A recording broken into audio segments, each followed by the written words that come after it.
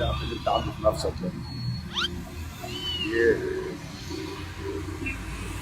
انت قاعد تلف حوالين نفسك ليه؟ في ايه؟ انت هتموت قريب. هموت قريب ازاي يعني؟ انت عبيط ولا ايه؟ انت شكلك ابن موت وهتموت قريب. هموت ايه يا عم؟ خد بس خد. في ايه؟ انا حبيت اعمل ثواب لله. انت شكلك ابن موت وهتموت قريب. السلام عليكم. بس انا بكلمك.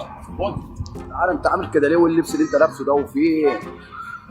انت شكلك ابن موت. في ايه بس؟ انت مين انت واللي انت لابس كده ليه وبتتكلم كده ليه؟ انا حبيت اوجه لك نصيحه. نصيحتي ايه بس يعني؟ كله رايح. طب اوعى ايدك دي طيب. كله رايح طب اوعى ايدك دي طيب، روح شوف انت رايح فين. لوجه الله.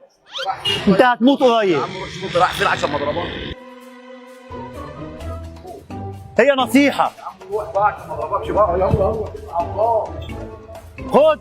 انا قلت لك خلاص بقى عشان اتكل على الله بقى عشان ما ازعلكش بقى.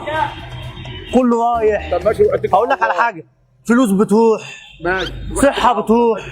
بص بص بص، الله يا عم انت مرسى مطروح. ايه ده يا عم بهزر معاك، بهزر معاك. خد خد خد، والله بهزر. صلي على النبي. السلام. صلي. عارف الكاميرا الخفيه؟